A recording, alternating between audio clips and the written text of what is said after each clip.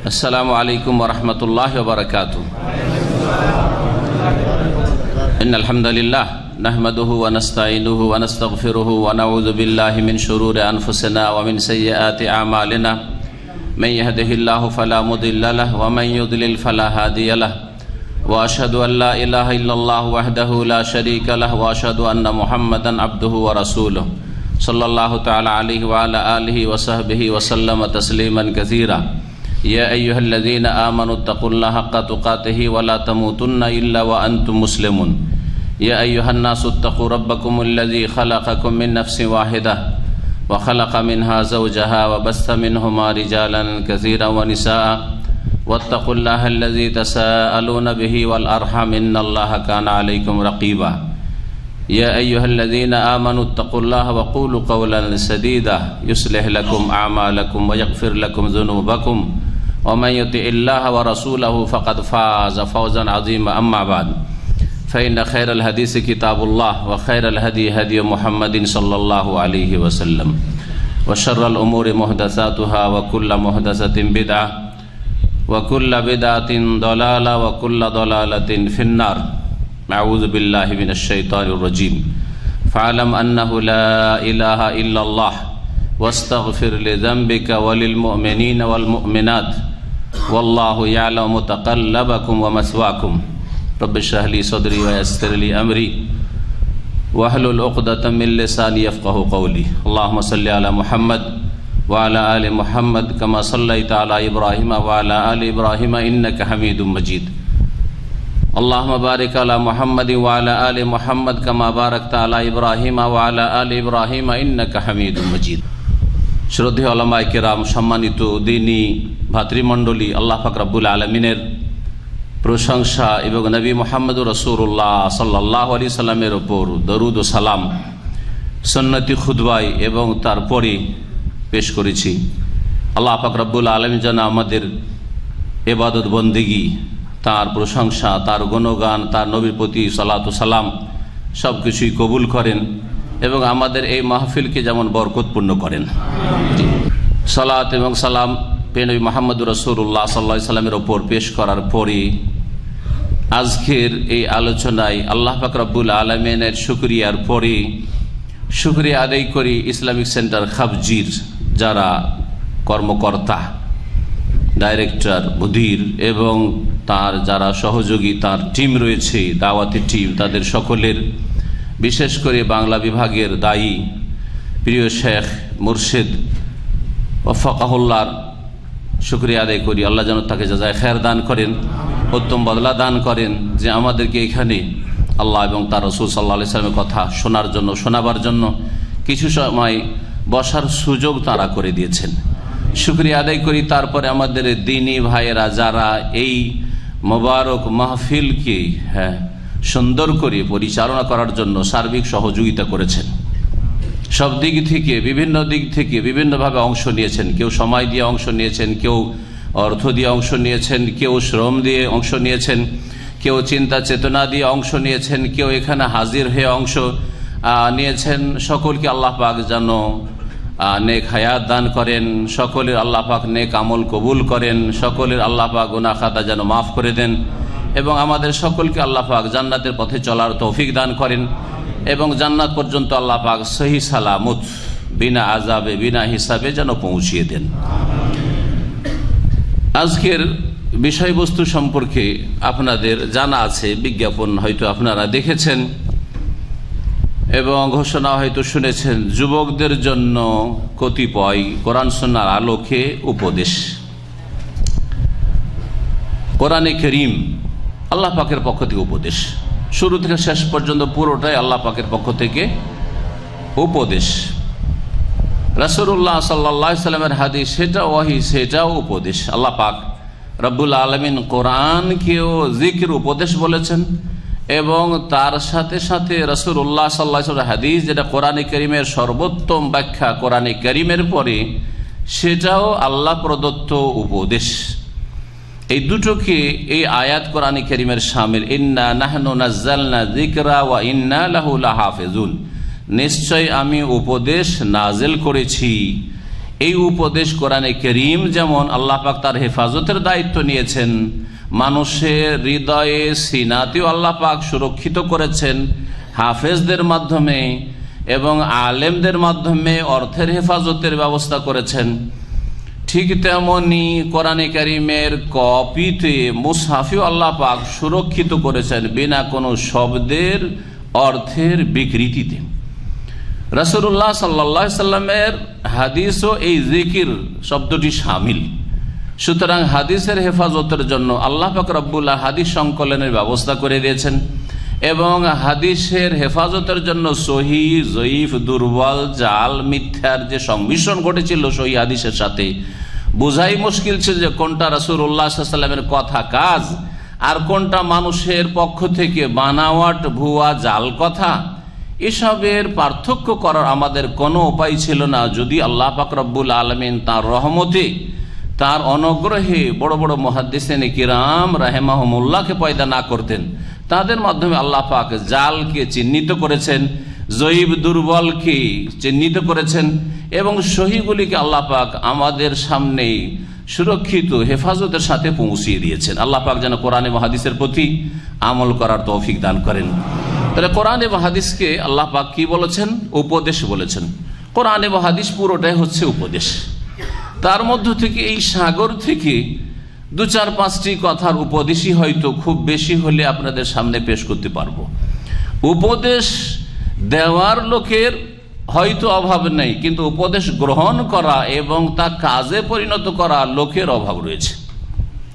অর্থাৎ আজকাল অধিকাংশ মানুষ ভালো কথা বলতে পারে, হ্যাঁ, কোরআন এবং হাদিস যদি ভালোভাবে নাও জানে তারপরেও কিছু কমন ভালো কথা আছে যেগুলি এমনি বলতে পারে, বলার ক্ষেত্রে আগে, কিন্তু কাজের ক্ষেত্রে, আমলের ক্ষেত্রে অধিকাংশ লোক গাফেল হয়ে রয়েছে, দূরে সরে রয়েছে। যার ফলে উপদেশ শোনার চাইতে, উপদেশ বলার চাইতে, উপদেশ পড়াশোনা করার চাইতে বেশি গুরুত্ব রয়েছে আমল করার, কাজে পরিণত করার। আল্লাহ পাক যেন আমাদের সকলকে আমলে আগে বাড়ার তৌফিক দান করেন। যা কিছু আমরা জানবো, শিখবো, শুনবো, পড়বো, দিনের প্রত্যেকটি বিষয়ের প্রতি আমল করার আল্লাহ পাক তৌফিক দান করেন। আকীদার যদি বিষয় হয় আর আমাদের আকীদায় যদি ভেজাল থাকে, গোলযোগ থাকে, সংশোধন আল্লাহ পাক তৌফিক দান করেন। সুন্নত বিদাতের বিষয় হয়তো আল্লাহ পাক রব্বুল আলামিন বিদাতকে পরিত্যাগ করি সুন্নতকে আঁকড়ে ধরার তৌফিক দান করেন। যদি ইবাদত বন্দেগীর ক্ষেত্র হয়তো আল্লাহ পাক সুন্দরভাবে ইবাদত বন্দেগীর তৌফিক দান করেন। আখলাক চরিত্রের বিষয় হয়তো আল্লাহ পাক উত্তম চরিত্র গ্রহণের, গঠনের তৌফিক দান করেন। আর বোধ চরিত্র থেকে আল্লাহ পাক আমাদেরকে বেঁচে থাকার তৌফিক দান করেন। আল্লাহ পাক রব্বুল আলামিনের বা তার রাসূল সাল্লাল্লাহু আলাইহি সাল্লামের উপদেশ হচ্ছে কোরআন এবং হাদিসের উপদেশ। যুবকদের জন্য উপদেশ বলা হয়েছে, কারণ যৌবন কালটি হচ্ছে মানুষের জন্য হয় তার শুভ লক্ষণ, যে যৌবন কাল যদি তার সুন্দরভাবে কেটে যায় তাহলে এটা তার সারা জিন্দগির জন্য ভালো একটি লক্ষণ, যে বাকি জীবনটা আশা করা যায় যে ভালোভাবে কেটে যাবে।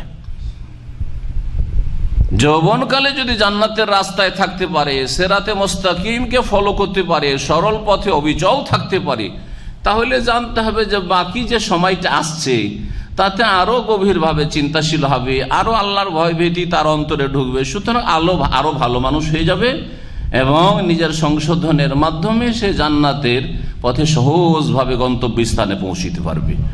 আর যৌবনকালে যদি বক্রপথ অবলম্বন করে, যৌবন পথে যদি বাঁকা হয়ে যায়, আকীদার ক্ষেত্রে, ইবাদতের ক্ষেত্রে, আখলাক চরিত্রের ক্ষেত্রে নিচে নেমে যায়, তাহলে আর হয়তো সংশোধনের তৌফিক নাও হতে পারে। আল্লাহ পাক রব্বুল যেন সমস্ত রকমের শার থেকে, অনিষ্ট থেকে, দিন দুনিয়ার ক্ষতিকর বিষয়গুলি থেকে আমাদের সকলকে বেঁচে থাকার তৌফিক দান করেন। অধিকাংশ মানুষরা, এখানে যুবক বললে চলে, মানুষের যৌবন 40 হলেও শেষ হয় না, পুরুষদের 50ও যৌবন আছে, 60 যতক্ষণ না আসে। আর অধিকাংশ মানুষ 60 হলে আর বিদেশে প্রবাসী হয়ে সাধারণত থাকেই না, ইল্লা মাশাআল্লাহ অল্প কিছু লোক। সুতরাং আপনারা সকলে ইনশাআল্লাহ যুবক, আল্লাহ যেন এইরকমই সবসময় যুবক করে রাখেন। জি, তো যুবকদের জন্য উপদেশ বলতে গিয়ে 6টি উপদেশ আপনাদের সামনে তুলে ধরব। আশা করি এই 6টি উপদেশের মাধ্যমে দ্বীন ইসলামের অধিকাংশ বিষয়গুলি মোটামুটি চলে আসবে। এই 6টি উপদেশকে মনে রাখবেন এবং হাতে নাতে সেগুলি ধরে রাখার চেষ্টা করবেন এবং আমল করার চেষ্টা করবেন। আল্লাহ পাক আমাদের সকলকে তৌফিক দান করেন। প্রথম উপদেশ হচ্ছে, আল্লাহ পাক যেখান থেকে শুরু করেছেন তার দিন, সেখান থেকে আপনাকে আপনার লাইফ শুরু করতে হবে। আল্লাহ পাক তার দিন কোরআনে কারীম দিয়ে না শুরু করেছেন, ঠিক না? কোরআনে কারীম নাজিল করে আল্লাহ পাক তার দিনকে শুরু করেছেন। তার আগে নবী মুহাম্মদ রাসূলুল্লাহ সাল্লাল্লাহু আলাইহি ওয়াসাল্লাম আল্লাহর মনোনীত দিন সম্পর্কে কিছু জানতেন না। আল্লাহ পাক কোরআনে কারীমে বলছেন, মা কুনতা তাদরি মাল কিতাবু ওয়ালাল ঈমান। হে নবী, তুমিও জানতে না। আপনারা তো আরবি কিছুটা তো শিখেছেন। মাদরি মানে কি? মাদরি মানে আমি জানি না। তো আল্লাহ বলছেন, মা কুনতা তাদরি, হে নবী তুমি জানতে না। মাল কিতাবু, যে কিতাব কি, কোরআন কি, তাও জানতে না। ওয়ালাল ঈমান, আর ঈমান ইসলামী বা কি তাও জানতে না, কিছু বুঝতে না তুমি। যদি আল্লাহ পাক এই নূর, এই দিনের আলো, এই হেদায়েতের আলো আসমান থেকে ওহীর আকারে নাজিল না করতেন, ওয়ালাকিন জাআলনাহু নূরান নাহদি বিহি মান নাশা, তবে আমি এই কিতাবকে, এই কোরআনকে, এই আসমানি সিলেবাসকে নূর করেছি, আলো করেছি, জ্যোতি হিসাবে নাজিল করেছি, যা দিয়ে আমি যাকে পছন্দ করি চাই, যাকে ইচ্ছা করি হেদায়েতের তৌফিক দিয়ে থাকি। আল্লাহ সকলের জন্য হেদায়েতের রাস্তা খুলে রেখেছেন, কিন্তু যে হেদায়েতের দিকে আগে বাড়ে ওকে আল্লাহ তৌফিক দিয়ে দেন, মানে শক্তি সামর্থ্য দেন। আর যে বলছে আমি উঠবো না, দাঁড়াবো না, আমি কাজ করব না, নড়বো না, শুয়ে থাকবো, তাকে জবরদস্তিকে আল্লাহ হেদায়েত করবেন? জবরদস্তি আল্লাহ বাধাও দেন না, আর জবরদস্তি আল্লাহ ধাক্কা দিয়েও হেদায়েত করেন না। জবরদস্তি ধাক্কা দিয়ে কোনো মানুষকে আল্লাহ জাহান্নামেও ঠেলে দেন না, আর জবরদস্তি আল্লাহ জান্নাতেও ঠেলে দেবেন না। তবে যে যেদিকে যাওয়ার চেষ্টা করবে সেদিকে আল্লাহ পাক আপনাকে যাওয়ার জন্য কি করবেন? শক্তি যোগাবেন, শক্তি সামর্থ্য দেবেন, যাকে তৌফিক বলা হয়। তৌফিক কথাটি আমরা বাংলাতে আরবি শব্দ এত ব্যাপক হারে ব্যবহার করি, কিন্তু অনেকে হয়তো বুঝেন না। তৌফিক এটাই, আপনি চেষ্টা করলে তৌফিক হবে, চেষ্টা না করলে তৌফিক হবে না। নামাজ পড়ছেন না, আর যখন কোনো শেখ বা হুজুর কেউ জিজ্ঞেস করলো, মুরব্বী জিজ্ঞেস করলো, বাবা নামাজ পড়েন? বলছে হুজুর দোয়া করিয়েন। তো খালি দোয়া দিয়ে কি আর কাজ হবে নাকি? না, আপনাকে নড়াচড়া করতে হবে। আরে বাবা ফজর একটু উঠার চেষ্টা করেন, আর তারপরে একটু ইলম শেখার চেষ্টা করেন, আমল করার চেষ্টা করেন, তখন তৌফিক আপনার সাথে শামিল থাকবে। আর এমনিতে তৌফিক তো হবে না। তো প্রথম যেই উপদেশ সেটা হচ্ছে, আল্লাহ যেখান থেকে শুরু করেছেন তার দিন, সেখান থেকে আপনাকে আপনার জিন্দেগি শুরু করতে হবে। কোনখান থেকে শুরু করেছেন? কোন আয়াত থেকে শুরু করেছেন? কোন বিষয় থেকে শুরু করেছেন? ইকরা। ইকরা মানে পড়ো দিয়ে শুরু করেছেন। পড়ে মানুষ কি জন্য? শিখার জন্য, তাই না? মানুষ শিখার জন্য হয় পড়ে, আর না হলে শোনে। ভিতরে এলেম ঢুকাবার এই দুটো রাস্তা আছে। পড়বেন এই চোখ দিয়ে, তাই না? চোখ দিয়ে এলেম ঢুকে, না হয় কান দিয়ে এলেম ঢুকে। ভালো করে শুনেন, চোখ দিয়ে এলেম ঢুকে মানে পড়লেন যা, ব্রেনের নকশা হয়ে গেল। আর না হলে কান দিয়ে যা শুনলেন তা ভিতরে গিয়ে কি হয়ে গেল? রেকর্ড হয়ে গেল। এই দুটো হচ্ছে রাস্তা ভিতরে এলেম প্রবেশ করার। আল্লাহ পাক রব্বুল আলামিন ইকরা পড়ার মাধ্যমে আপনাকে এমন পড়া, বিসমে রব্বিকাল্লাযী খালাক, যিনি সৃষ্টি করেছেন তার নামের সাথে সম্পর্ক রেখে লেখাপড়া। আর সেখানে আল্লাহ কলমের কথা বলেছেন, শেখালে এলিমের কথা বলেছেন। দুইবার কলমের কথা, দুইবার ইকরা, একবার কলম। দুইবার ইকরা আর দুইবার ইলম, আর একবার হচ্ছে কলম। কলম দিয়েও লেখাপড়া হয়, তাই না? কলম দিয়ে লিখলে বেশি মনে থাকে। একটা কথা শুধু শুনলেন আর একটা লিখে রাখলেন, শোনার সাথে সাথে লিখে, কোনটা বেশি মনে থাকবে? যেটাতে কলম ব্যবহার করেছেন। ক্লাসে আমরা লেখাপড়া করতে কলম যেটা ইউজ করেছি, নোট করি, সেটা বেশি মনে থাকবে। তো আল্লাহ পাক তার দিন শুরু করেছেন ইলম দিয়ে, জ্ঞান অর্জন করা দিয়ে।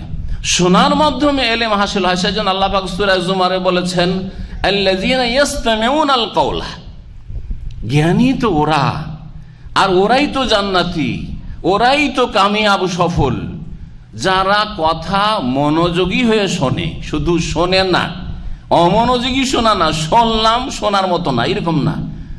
ইস্তেমা মানে হচ্ছে মনোযোগী হয়ে শোনা। ফায়াত্তাবিউনা আহসানাহু, তারপরে যেটা ভালো, যেটা ভালো সেটার অনুসরণ করে, সেটা ফলো করে, আমল করে।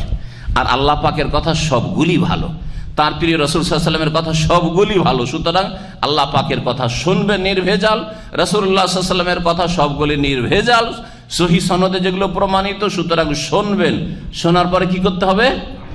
এলেম যখন হাসিল হইল, ফায়াত্তাবিউনা আহসানা, তাহলে এখন অনুসরণ করেন, ফলো করেন, আমল করেন। উলাইকাল্লাযীনা হাদাহুমুল্লাহ, ওদেরকেই তো আল্লাহ সঠিক রাস্তা দেখাবেন। উলাইকা হুমুল উলুল আলবাব, আর ওরাই তো হচ্ছে জ্ঞানী ব্যক্তি, এদের আল্লাহ প্রশংসা করেছেন। তাহলে আল্লাহ পাকের দিন শুরু করেছেন জ্ঞান অর্জন করা দিয়ে। সুতরাং প্রথম উপদেশ হচ্ছে যুবক ভাইদের জন্য, যারা পরোক্ষভাবে বোনেরা শুনবেন তাদের জন্য, প্রত্যেক মুসলিম যাদের কানে আমার কথা পৌঁছিবে প্রত্যক্ষ অথবা পরোক্ষভাবে সকলের জন্য, তা হচ্ছে দ্বীনের ইলম হাসিল করতে হবে, জ্ঞান অর্জন করতে হবে। যেই জ্ঞানের মাধ্যমে আল্লাহর সাথে সম্পর্ক মজবুত হয়, রাসূলুল্লাহ সাল্লাল্লাহু আলাইহি ওয়াসাল্লামের সাথে সম্পর্ক মজবুত হয়, আখিরাতের ক্ষেত্রে আপনি অগ্রগামী হতে পারেন, যেটা স্থায়ী জগৎ। আর দুনিয়ার প্রয়োজনটা কোনো রকম করে হাসিল হলেই যথেষ্ট, দুনিয়ামুখী না হন, আখিরাতমুখী হতে পারেন। সেটা হচ্ছে শরীয়তের জ্ঞান অর্জন করা। এই জন্য আল্লাহ পাক রব্বুল আলামিন সূরা মুহাম্মাদের আয়াত নম্বর 19 ইরশাদ করেছে, যা দিয়ে আমি আজকের আলোচনা শুরু করেছি, ফালাম আন্নাহু লা ইলাহা ইল্লাল্লাহ। জ্ঞান অর্জন করো, এলেম হাসিল করো, শিখো। আল্লাহ বলছেন কি শিখতে হবে? প্রথম যে শিক্ষা শিখতে হবে তা হচ্ছে আন্নাহু লা ইলাহা ইল্লাল্লাহ, আল্লাহ ছাড়া কোনো সত্য মাবুদ নেই, উপাস্য নেই। আল্লাহ পাকের ইবাদত একমাত্র সত্য, আর আল্লাহ ছাড়া অন্যের উপাসনা, ইবাদত বন্দেগী, আল্লাহ ছাড়া অন্যকে সিজদা করা, আল্লাহ ছাড়া অন্যের কাছে যাচ্চা করা, দোয়া করা, আল্লাহ ছাড়া অন্যের জন্য মানত করা, আল্লাহ ছাড়া অন্যের জন্য জবাই করা, আল্লাহ ছাড়া অন্যের কাছে ফরিয়াদ করা, আল্লাহ ছাড়া অন্যকে গৌস মহান উদ্ধারকারী বলা, আল্লাহ ছাড়া অন্যকে গরিব নওয়াজ গরিবের দাতা বলা, এগুলি হচ্ছে কি? মিথ্যা কথা, বাতিল কথা। সত্য মাবুদ একমাত্র মহান আল্লাহ পাক রব্বুল আলামিন।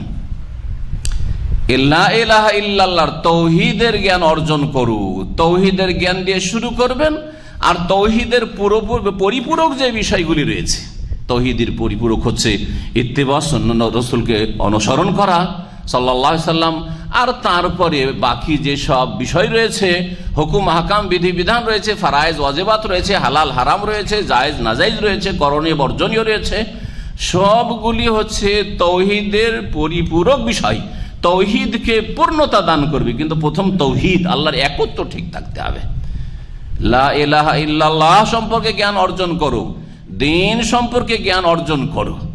তারপরে আল্লাহ বলছেন ওয়াস্তাগফির লিযামবিকা, হে নবী মুহাম্মদ সাল্লাল্লাহু আলাইহি সাল্লাম, নবী সাল্লাল্লাহু আলাইহি সাল্লামকে সরাসরি সম্বোধন করা হয়েছে, আর পরোক্ষভাবে আমাকে আপনাকে সকল মানুষকে সম্বোধন করা হয়েছে। অথবা হে মানুষ, ওয়াস্তাগফির লিযামবিকা, ইলম শিখার পরে, জ্ঞান অর্জনের পরে তুমি তোমার গুনাহের জন্য ক্ষমা প্রার্থনা করো। ওয়ালিল মুমিনিনা ওয়াল মুমিনাত, আর মুমিন পুরুষ নারীদের জন্য আল্লাহর কাছে ক্ষমা প্রার্থনা করো, ইস্তেগফার করো। প্রথমটা হচ্ছে, প্রথম উপদেশ আল্লাহ পাকের কি? ইলম হাসিল করা। কি করতে হবে? ইলম হাসিল কর। তারপরে ইস্তেগফারের কথা। ইস্তেগফারটা ইলম না আমল? আমল। ভালো করে বুঝতে পারছেন তাহলে, মাশাআল্লাহ। জি, আমল। ইমাম বুখারী রহমতুল্লাহ আলাইহি তার কিতাবুল ইলম, সহিহ বুখারীতে ইলমের চ্যাপ্টারে, অধ্যায়ে একটি অধ্যায় নিয়ে আসছেন, তা হচ্ছে বাবুল ইলমে কাবুলাল কওলি ওয়াল আমাল। এই অধ্যায় হচ্ছে এই সম্পর্কে যে কথা বলার আর কাজ করার, আমল করার আগে ইলম অর্জন করতে হবে, জ্ঞান অর্জন করতে হবে, দ্বীন সম্পর্কে জানতে হবে, শিখতে হবে। তারপরে দলিলে এই আয়াত পেশ করছেন। দলিলে কি করছেন? এই আয়াত সূরা মুহাম্মাদের আয়াত নম্বর 19 পেশ করছেন। তারপরে বলছেন ফাবাদা বিল কওলি কাবলাল ফাবাদা বিল ইলমি কাবলাল কওলি ওয়াল আমাল। তারপরে বলছেন দেখেন এই আয়াতে একটি গভীরভাবে চিন্তা করে যে আল্লাহ পাক প্রথম ইলম দিয়ে শুরু করেছেন, জ্ঞান অর্জন করা দিয়ে শুরু করেছেন হুকুম, তারপরে আমলের কথা বলেছেন। আমল হচ্ছে তওবা ইস্তেগফার করা, ইস্তেগফার, তওবা ইস্তেগফার, আমলটা পরে। ইসলাম সম্পর্কে কিছুই জানেন না আপনি, আর সকাল বিকেল আস্তাগফিরুল্লাহ আস্তাগফিরুল্লাহ, সুন্নতি তরিকায় বলেন আর বিদআতি তরিকা বলেন, নিজের ভাষায় ইস্তেগফার করেন অথবা যেই ভাষায় করেন রাসূলুল্লাহ সাল্লাল্লাহু আলাইহি ওয়াসাল্লাম ভাষায় করেন, কিন্তু যদি দিন সম্পর্কে জ্ঞান না থাকে, বেশি কিছু তৌহিদ ভালো করে জানেন না, শিরক ভালো করে জানেন না যে শিরক থেকে বেঁচে থাকবেন, আপনি সুন্নত জানেন না যে সুন্নতকে মজবুত করবেন, বিদআত জানেন না, সুতরাং বিদআত থেকে বাঁচবেন কি করে, জানেন না যে সব বিদআত, জানেন না যে নামাইতো পড়া বিদআত, জানেন না যে জায় নামাজের দোয়া বিদআত, জানেন না যে ওই কি বলছে ইক্তাদাইতো বিহাযাল বিদআত, জানেন না যে সম্মিলিত মোনাজাত নামাজের পরে বিদআত, হ্যাঁ, জানেন না যে মিলাদ করা বিদআত, জানেন না যে পীরের মুরিদ হওয়া বিদআত, জানেন না যে কবরে সিজদা করা শিরক, কোনো জ্ঞান নেই, জ্ঞান নেই, কিন্তু সকাল বিকাল শত শতবার জিকির করছেন তসবিহ দানা নিয়ে, আস্তাগফিরুল্লাহ রাব্বি মিন কুল্লি যামব। তাহলে আমল আছে কিন্তু ইলম নাই, কাজ হবে? কোনো কাজে আসবে না, কোনো কাজে আসবে না। এই জন্য আল্লাহ পাকের প্রথম উপদেশ হচ্ছে কি করতে হবে, দ্বীন সম্পর্কে জ্ঞান অর্জন করতে হবে। প্রিয় নবী মুহাম্মদুর রাসূলুল্লাহ সাল্লাল্লাহু আলাইহি ওয়াসাল্লাম এটাকে ফরজ বলে আখ্যায়িত করেছেন। ইবনে মাজাহ, এইরকমই তাবরানী, আরো বিভিন্ন হাদিসের কিতাবে রয়েছে। সবগুলি হাদিস মিলিয়ে এই হাদিসটি হচ্ছে সহিহ, সবগুলি সনদ সূত্র মিলিয়ে এই হাদিসটি হচ্ছে সহিহ। তালাবুল ইলমি ফরিদাতুন আলা কুল্লি মুসলিম, প্রত্যেক মুসলিম নর হোক আর নারী হোক তার উপর দ্বীনের জ্ঞান অর্জন করা ফরজ। এখানে এলম বলতে রাসূলুল্লাহ সাল্লাল্লাহু আলাইহি ওয়াসাল্লাম ডাক্তারি এলেমের কথা বলেননি, কারণ অনেকে বলে যে হাদিসে তো আল ইলম শুধু এসছে, তা আপনি শরীয়তের এলেম কি করে বললেন? রাসূলুল্লাহ সাল্লাল্লাহু আলাইহি ওয়াসাল্লাম মেডিকেলের এলেম শিখাইতে আসেননি, রাসূলুল্লাহ ইঞ্জিনিয়ারিং শিখাইতে আসেন যে বাড়ি কি করে তৈরি করবে আর পুল ঘাট কি করে তৈরি করবে। রাসূলুল্লাহ সাল্লাল্লাহু আলাইহি ওয়াসাল্লামকে এই সব জন্য পাঠানো হয়নি, বরং নবী করিম সাল্লাল্লাহু আলাইহি ওয়াসাল্লাম যখন দেখলেন যে মদিনার লোকেরা খেজুরের বাগান সম্পর্কে একটা কিছু করত, তো ওইটা করতে নিষেধ করে, বছর একটু ফলন কমেছে, তখন বলেছিলেন দেখো আনতুম আলামু বি উমুরি দুনিয়াকুম, দুনিয়ার ব্যাপারে পার্থিব বিষয়ে তোমরা বেশি জানো, হতে পারে তোমরা বেশি জানো, কিন্তু দিনের বিষয়ে আমার কাছ থেকে শিখতে হবে। আকীদা তৌহিদ আমার কাছ থেকে শিখতে হবে, কোনটা শিরক কোনটা বিদআত রাসূল সাল্লাল্লাহু আলাইহি ওয়াসাল্লামের কাছ থেকে শিখতে হবে, কোনটা ইবাদত কোনটা ইবাদত নয়, তরিকা কি ইবাদতের সেটা রাসূলুল্লাহ সাল্লাল্লাহু আলাইহি ওয়াসাল্লামের তরিকা নিতে হবে, কোনটা হালাল হারাম রাসূলুল্লাহ সাল্লাল্লাহু আলাইহি ওয়াসাল্লামের কাছ থেকে শিখতে হবে। দুনিয়া সম্পর্কে হইতে পারে তোমাদের জ্ঞান বেশি, সেই জন্য আমাকে পাঠানো হয়নি। তো নবী করিম সাল্লাল্লাহু আলাইহি ওয়াসাল্লাম যে ইলমের কথা বলেছেন সেটা হচ্ছে ইলমে শারঈ, তালাবুল ইলমি ফরিদাতুন আলা কুল্লি মুসলিম, প্রত্যেক মুসলিমের জন্য দ্বীন সম্পর্কে জ্ঞান অর্জন করা ফরজ। জি হ্যাঁ, কতটা দিন শিখা ফরজ? সবাইকে আলেম হইতে হবে? হ্যাঁ, মাদ্রাসা পাশ করতে হবে না, এতটা এলেম কমপক্ষে প্রত্যেক মুসলিমকে শিখতে হবে দিনের, যা দিয়ে আল্লাহর সাথে সম্পর্কটা ঠিক থাকে আপনার।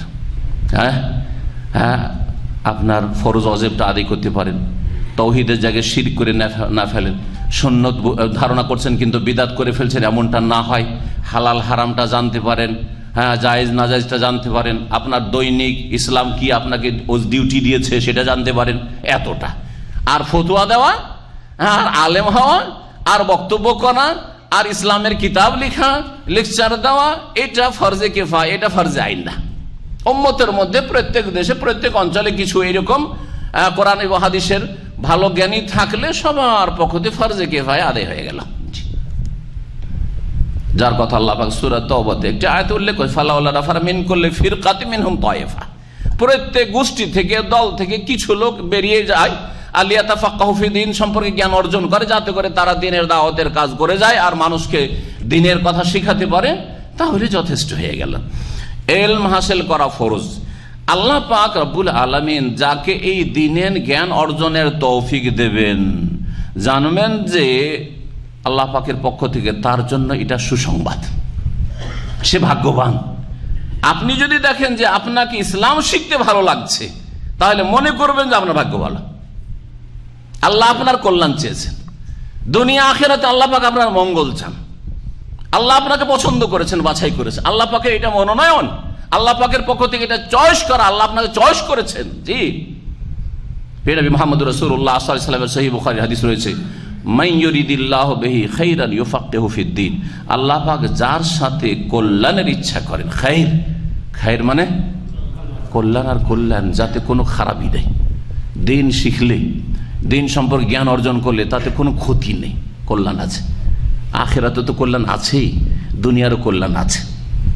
এমন কেউ যদি আল্লাহকে ভয় করে দিন ইসলাম শিখে আর না খেয়ে মরে গেল, হ্যাঁ, এরকম হতে পারে না। আর যদি কোনো বালা মুসিবত আসে সেটা তার জন্য পরীক্ষা, সেটা আযাব নয়, বরং তারা অভাবের সময় খুব সুখে আছে, মানসিক দিক থেকে সুখে আছে। 5,000 রিয়াল দিয়ে একটা দুনিয়াদার লোক যতটা সুখী হইতে পারে না, একজন সত্যিকার আমলওয়ালা যদি আলেমে দিন হয়, ইলমওয়ালা, কোরআন এবং হাদিসের জ্ঞানী হয়, তাহলে তার 1,000-এ ওতেই তার মনে শান্তি আছে। হাহাকার অবস্থা নেই, তার অশান্তি বলে কিছু নেই। যেই অবস্থায় থাকি না কেন খুব সুখে আছি, এটা তার মনে বসে আছে। কিন্তু 5,000 7,000 রিয়াল দিয়ে পেট ভরছে না, আরো দরকার। সুতরাং হারাম কত যে পথ অবলম্বন করছেন, জি, মনে শান্তি নেই। বলছিলাম যে আল্লাহ যার সাথে কল্যাণের ইচ্ছা করে, নবী মুহাম্মদুর রাসূলুল্লাহ সাল্লাল্লাহু আলাইহি ওয়াসাল্লাম বলছেন ইউফাক্কিহুহু ফিদ্দীন, তাকে আল্লাহ পাক দিন সম্পর্কে জ্ঞান দান করে থাকেন। দিন সম্পর্কে জ্ঞান দান করেন। সবচেয়ে বেশি দিন সম্পর্কে জ্ঞান দান করেছে সবচেয়ে ভালো মানুষদেরকে, আম্বিয়া রসুলগণকে, ঠিক কিনা? প্রত্যেক যুগে যুগে নবী রসুলগণ সবচেয়ে বেশি দিন সম্পর্কে বুঝতেন না, ঠিক কিনা? এই উম্মতের সবচেয়ে বেশি ইসলাম সম্পর্কে কে বুঝেন? মুহাম্মদুর রাসূলুল্লাহ সাল্লাল্লাহু আলাইহি সাল্লাম। তাহলে আপনি যদি দিন সম্পর্কে জ্ঞান অর্জন করতে পারেন, তাহলে আপনি নবীর মিরাসে ভাগ পেয়েছেন। হ্যাঁ, নবীর আপনি উত্তরাধিকারী, ওয়ারিস, ওয়াল উলামা ওয়ারাসাতুল আম্বিয়া। মানে এই না যে মাদ্রাসা ফারিক হইতে হবে তাহলে নবীর ওয়ারিস হইতে পারবেন। আপনি ইসলামিক সেন্টারে দুনিয়াতে এখানে করে সৌদি আরবে বা প্রবাসে এসে রোজগার করতে এসে কিছু দিন শিখেছেন, আপনিও নবীর ওয়ারাসাতে কিছু ভাগ পেয়েছেন। বলেন আলহামদুলিল্লাহ। এখান থেকে আপনি এলেমও নিয়ে যেতে পারেন, নবীর ওয়ারাসাত থেকে কিছু ভাগ পেয়েছেন। হজ উমরা তো আমল হিসাবে নিতে পেরেছেন, যে হজ উমরার আগে আপনার এলেম শিখা ফরজ। এলেম আগে, তারপরে আমল, আর হজ উমরা হচ্ছে আমল। জি হ্যাঁ, আর তারপরে হালাল রুজি 3 নম্বরে। 1 নম্বরে রুজি রাখবেন না। হালাল রুজি হইলেও তাকে 1 নম্বরে রাখবেন না, যে আমি তো সৌদি আরব টাকা ইনকাম করার জন্য এসেছেন, ভালো কথা, কিন্তু তার চাইতে বেশি আল্লাহ ভালো ব্যবস্থা করেছেন, সুতরাং তার চাইতে ভালোটাকে গ্রহণ করেন। কারণ ধনকে আল্লাহ খাইরান বলেননি, এলমকে কি বলেছেন? খাইরান। ফিকহ, দিন সম্পর্কে যদি জ্ঞান অর্জন করতে পারি, এটাকে বলেছেন আল্লাহ পাক আপনার সাথে কল্যাণের ইচ্ছা করেছেন। কোন হাদিসে নেই কাউকে যদি আল্লাহ অনেক পয়সা দিয়ে দেন, কেউ যদি বিদেশ থেকে অনেক টাকা দেশে পাঠাতে পারে, তাহলে আল্লাহ তার সাথে কল্যাণের ইচ্ছা করেছেন। আছে নাকি? যে 1 কোটি টাকা দেশে নিয়ে যেতে পেরেছেন, সেজন্য আল্লাহ আপনার সাথে ভালাই চেয়েছেন। কোথায় আছে? কোথাও নেই। কোটি কোটি টাকার মালিক, কিন্তু আখেরাতে সর্বহারা, মুফলিস, আখেরাতে জাহান্নামী। আখেরাতে মরলেই কবরে আযাব আর আযাব, দুনিয়াতে মানসিক অশান্তি, স্ত্রীকে নিয়ে, ছেলে মেয়েকে নিয়ে, বা পাড়া প্রতিবেশী নিয়ে, আর কত রকমের যে জুলমের শিকার আল্লাহ পাক ভালো জানে, কত যে অশান্তিতে রয়েছে। কিন্তু অল্পতেই শান্তি আছে, কারণ আল্লাহ সম্পর্কে, আল্লাহ পাকের দিন সম্পর্কে, রাসূলুল্লাহ সাল্লাল্লাহু আলাইহি ওয়াসাল্লাম সম্পর্কে জ্ঞান আপনার রয়েছে। আল্লাহ আপনার সাথে মঙ্গলের ইচ্ছা করেছেন। এই জন্য বলছি যে এলম হাসিল করাই বেশি বেশি সময় দেওয়ার চেষ্টা করবেন। আগে এলেম শিখুন, তারপরে আমলের পালা আসবে। আল্লাহ পাক সময় দিয়েছেন 8 ঘন্টা 10 ঘন্টা ডিউটি করে, 1 ঘন্টা বের করতে পারবেন না যে ইসলামিক সেন্টারে এসে কিছু শিখবেন। আর এখান থেকে যেটুকু শিখে যাবেন সেটা হচ্ছে ভেজাল মুক্ত, খালেস খাঁটি এলেম শিখে যেতে পারবেন তৌহিদের দেশ থেকে, সুন্নতের দেশ থেকে। সুতরাং অবহেলা করবেন না। এটাকে যারা অবহেলা করবেন তারা পরে আক্ষেপ করবেন, হয় দুনিয়াতেই যদি হুঁশ হয় তাহলে আক্ষেপ করবেন যে হাই রে, বাংলাদেশ ফিরে চলে আসলাম বা ভারতে ফিরে চলে আসলাম, সৌদি আরব আল্লাহ এত ভালো বেটার চান্স দিয়েছিল, কিছুই শিখলাম না, হতভাগে, এখানেও তার শিখার সময় নেই আমার কাছে। যদি হুঁশ হয় তাহলে দুনিয়াতে আফসোস করবেন, আর হুঁশ যদি নাও হয় মরণ পর্যন্ত, মতের পরে আক্ষেপ করবেন। হ্যাঁ, আর আল্লাহকে বলবে রব্বির জিউন, আল্লাহ ফিরিয়ে দাও, আবার গিয়ে কিছু শিখে আসবো, আমল করে আসবো, লাআল্লি আমালু সালিহান ফিমা তারাকতু। আল্লাহ বলবেন কাল্লাহ, কোশ্চিন কালেও না, আর ফিরার কোনো সুযোগ নেই। আমলের জগৎ শেষ হয়ে গেছে, এলেম শিখার জগৎ শেষ হয়ে গেছে। এখন তোমার বদলার পালা, যা করে এসে তার উচিত শাস্তি এখন গ্রহণ করো। এলম হাসিল করুন, আল্লাহ পাক যেন তৌফিক দান করেন। হ্যাঁ, এখানকার শায়েখদের সাথে যোগাযোগ রাখেন, আল্লাহ পাক যেন তৌফিক দান করেন। ইসলামী সেন্টারের সাথে যোগাযোগ রাখেন, আল্লাহ পাক যেন তৌফিক দান করেন। এর মাধ্যমে এলম হাসিল হবে। অথবা ভালো ভালো আলেমদের যদি অনলাইনে নেটেই যদি শুনতে পারেন আপনি বাড়িতে বসে, তাতেও হয়তো বড় এলেম রয়েছে, আল্লাহ পাক যেন তৌফিক দান করে। এক কথায় আল্লাহ পাক যেন সহি উৎস থেকে সহি জ্ঞান হাসিল করার তৌফিক দান করেন। প্রিয় নবী সাল্লাল্লাহু আলাইহি ওয়াসাল্লাম প্রশংসা শুধু এলেমের করেননি। কোন এলেমের প্রশংসা করেছেন? কোন এলেমের জন্য দোয়া করেছেন? আল্লাহুম্মা ইন্নী আসআলুকা ইলমান নাফিয়া, উপকারী এলেম, যেটা দুনিয়াতে উপকার করবে, আখিরাতে উপকার করবে, কবরে উপকার করবে, বিচার দিবসে উপকার করবে, জান্নাত যেতে আপনাকে উপকার করবে, দিন দুনিয়া আপনার সুন্দর হয়ে যাবে। এই রকমের ইলম হচ্ছে সেই ইলম, যে ইলম কোরআনে কারীমে রয়েছে, যে ইলম রাসূলুল্লাহ সাল্লাল্লাহু আলাইহি ওয়াসাল্লামের হাদিসে রয়েছে। দিন দুনিয়া দুটোই ভালো হবে, আল্লাহ পাক যেন তৌফিক দান করেন। ইলম যখন শিখা হইল, তো দ্বিতীয় উপদেশ হচ্ছে ভাইদের জন্য যে আপনি এবাদতে মেহনতি হন। শুধু এবাদত করবেন এই কথা না, কারণ আজকাল আমরা সকলে দাবি করি 5 ওয়াক্ত নামাজ পড়ছেন, কিন্তু অবহেলার সাথে নামাজ পড়ছেন। 5 ওয়াক্তে 4 ওয়াক্ত না, যারা 4 ওয়াক্ত পড়ে তারা তো ফরজি শেষ করে ফেলল। জি হ্যাঁ, চরম অপরাধ করলো। বরং তাদের ইমান আর কুফরির জীবন, কখনো ইমানে কখনো কুফরিতে। ফজর ছেড়ে দিল, কুফরি করলো, আবার যখন নামাজ পড়লো মুমিন ইমানে আসলো। এইরকম তাদের জীবন, জানি না কোন অবস্থায় যে তার মত চলে আসে। হতে পারে যে ফজর ছেড়েছিল ওই সময় মত চলে এসছে, রাতে অসৎ নিয়ত নিয়ে ঘুমিয়েছিল যে ফজরে উঠতে পারবো না, ওই সময় কুফরির অবস্থায়, হ্যাঁ বেদিনের অবস্থায় তার জান কবুজ হয়েছে। তাহলে কি অবস্থাটা চিন্তা করুন তো, তার একটু চিন্তা করে দেখুন। সুতরাং আমি ওদের কথা বলছি না, তারা তো বড়ই ঝুঁকিপূর্ণ জীবন যাপন করছে আখিরাতের ক্ষেত্রে, জান্নাত থেকে বঞ্চিত হওয়ার ক্ষেত্রে। কিন্তু আমি বলতে চাইছি, যারা 5 ওয়াক্ত নামাজও পড়ছেন কিন্তু মেহনতের সাথে না, যত্নের সাথে না, অবহেলার সাথে, হ্যাঁ মোবাইলের ক্ষেত্রে একটা দিন নেট না থাকে, পকেটে মোবাইল আছে, হ্যাঁ স্মার্টফোন আছে, নেট আছে, নেটের অফার শেষ হয়ে গেছে, 2 দিন নেট নাই, পেরেশান হয়ে যাচ্ছে। কথা সত্য না? পেরেশান। আরে ছোট ছোট বাচ্চা পেরেশান। কালকে আমার ভাই বলছে যে ছেলেরা সব পেরেশান হয়ে গেছে। আরেকজন শেখ বলছে আমার ছেলে মেয়েরা একটু করে গেম টেম দেখে আর ওই মোবাইল দেখে আর খায়, পেরেশান হয়ে গেছে। 4 বছর 3 বছরের বাচ্চাই যদি পেরেশান, তা আপনার মতো যুবক কত যে পেরেশান, যে হোয়াটসঅ্যাপটা খুলতে পেলাম না, আরে ইমো খুলতে পেলাম না, বিবির সাথে লম্বা গল্প করতে পারি না, আর তারপরে আর কি বলবো, বাকিগুলি হারামগুলির কথা তো বলার দরকারই নেই, ফেসবুক দেখতে পেলাম না, আর এই সেই যারা পাপ করে। আল্লাহু আকবার। জি, আমলের ক্ষেত্রে যত্নবান হইতে হবে, শুধু নামাজের ক্ষেত্রে না, এবাদত বন্দেগীতে, নামাজের এবাদত হোক আর রোজার এবাদত হোক। এক হচ্ছে দেখা দেখি রোজা রাখছেন, আর এক হচ্ছে রোজা রাখার মতো রোজা রাখছেন। জি হ্যাঁ, এক হচ্ছে জাকাত দিতে হয় দিচ্ছেন, একটা জাকাত দেওয়ার মতো দিচ্ছেন, জানে প্রাণে মন থেকে খলুসিয়াতের সাথে জাকাত দিচ্ছেন। একটা হচ্ছে হজ করার মতো হজ করছেন, হ্যাঁ যেমন হজ করা লাগে আন্তরিকতার সাথে, এখলাসের সাথে, একেবারে কান্না ভাব মন নিয়ে হজ করছেন। আর একটা হচ্ছে হজ পয়সা আছে, যাই একটা হজ কইরে আসি, সবাই যাচ্ছে আমিও যাচ্ছি। কার সাথে যাচ্ছেন? মেলা কেউ আছে, হজ শিখেছেন, বলছে অসুবিধা নেই, আমাদের সাথে যারা যাচ্ছে তারা খুব সিনিয়র, হজ জানে, ওদের সাথে করে নিব। আজকাল অধিকাংশ উমরা করা লোকরা আর হজ করা লোকেরা ওই রকমই, একবার ডানে দেখে আর বামে দেখে। আমাদের বেনামাজিরাকে দেখতাম, নতুন বিয়ে করতে গেছে, সারা জীবন তো নামাজ পড়েনি, এখন নামাজে দাঁড়িয়েছে।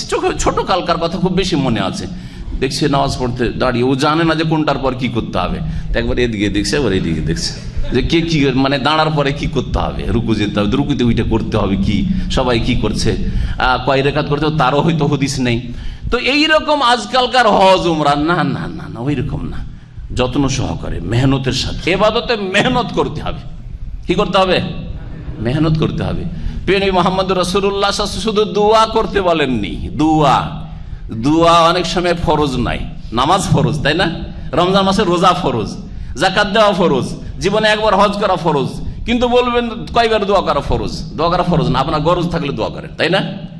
যখন যা চাওয়ার আল্লাহর কাছে আপনি চেয়ে নেন, তাহলে দোয়া করা কখনো কখনো ফরজ, যে জায়গাগুলিতে ফরজ আছে ফরজ, না হয় যেখানে সুন্নত আছে সুন্নত, আর না হলে এমনি নফল দোয়া করা, তাই না? দোয়াতেও সেজদাতে বেশি বেশি দোয়া করতে বলছেন প্রিয় নবী মুহাম্মদ রাসূলুল্লাহ সাল্লাল্লাহু আলাইহি ওয়াসাল্লাম। এবং শুধু দোয়া করতে বলছেন না, কি বলছেন? আকরাবু মা ইয়াকুনুল আবদু মির রাব্বিহি ওয়া হুয়া সাজিদ। সবচাইতে কাছাকাছি নিকটবর্তী হয়ে যায় বান্দা তার রবের আল্লাহ পাকের, কখন? যখন সেজদায় লুটিয়ে পড়ে। সেজদায় এত শিক্ষিত মানুষ, ডাক্তার, ইঞ্জিনিয়ার, আর কত পিএইচডি করা লোক, আর কত বড় আল্লামার শাইখুল হাদিস, আর কত বড় শেখ, আর তারপরে সেজদায় লুটিয়ে পড়ছেন। কত পয়সাওয়ালা মানুষ মুদির হয়ে বসে আছেন, 4 টেবিল নিয়ে, একবার অফিস নিয়ে, তারপরে নামাজের সময় হলে আল্লাহর সামনে সেজদাতে ধুলো হোক আর মাটি হোক আর কাদা হোক লুটিয়ে পড়লেন। এর চাইতে বড় দৃশ্য, সুন্দর দৃশ্য আর কি হইতে পারে? সবচাইতে বেশি কাছাকাছি হয়ে যায় বান্দা সেজদার অবস্থায় আল্লাহ পাক রব্বুল আলামিনের। যখন সবচাইতে বেশি কাছে হয়ে গেছো আল্লাহ পাকের, তখন এটা হচ্ছে সুযোগ। কিসের সুযোগ? যা চাওয়ার চাও, যা নেওয়ার নেও। সুতরাং ফাজতাহিদু ফি দুআয়ে, দুআতে মেহনত করো, পরিশ্রম করো। ইজতিহাদ মানে মেহনত, পরিশ্রম করা, কঠোর পরিশ্রম করে দুআতেও মেহনত করা লাগে। এই জন্য বললাম শুধু ইবাদত বন্দেগী করলে হবে না, ইবাদত বন্দেগী কি করতে হবে? মেহনতি হইতে হবে, মেহনতি পরিশ্রমী হইতে হবে। দুনিয়ার কাজে কত কঠোর পরিশ্রম করেছেন।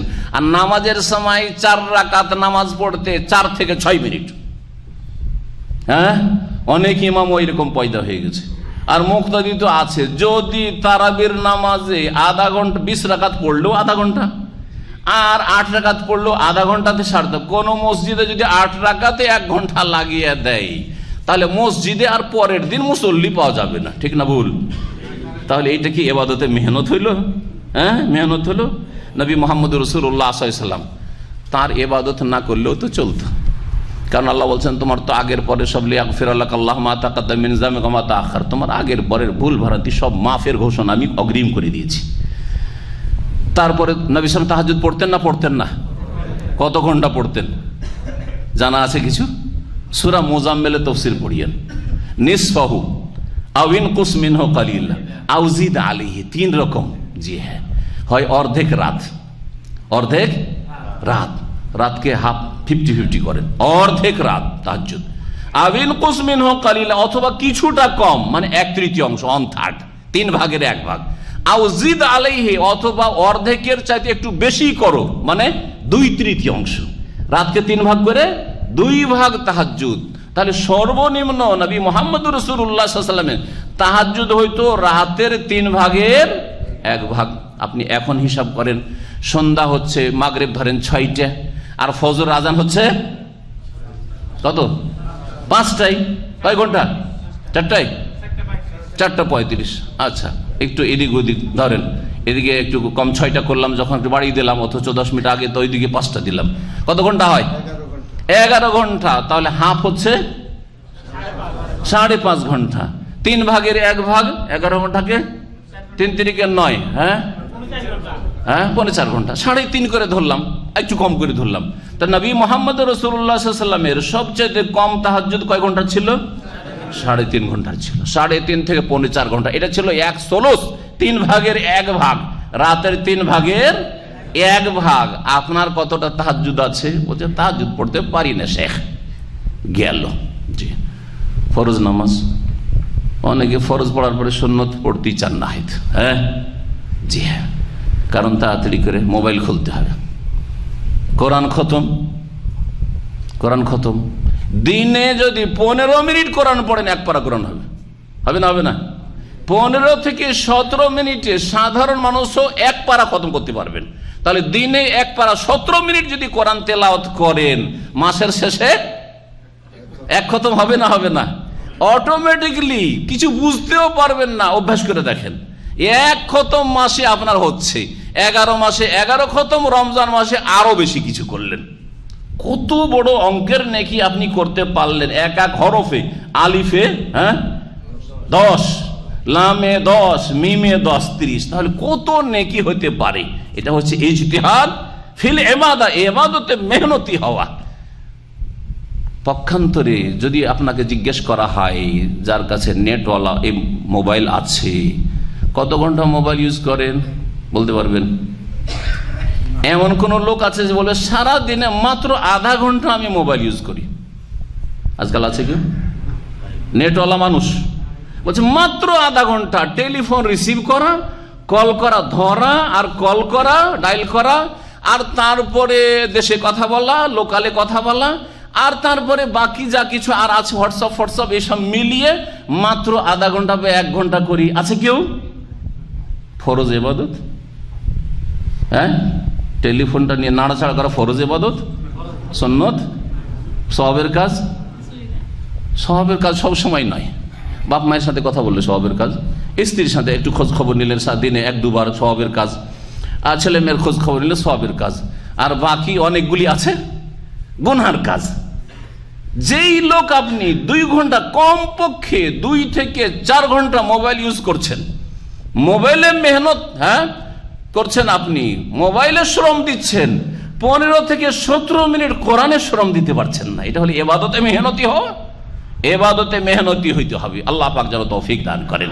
এটা হচ্ছে দ্বিতীয় উপদেশ।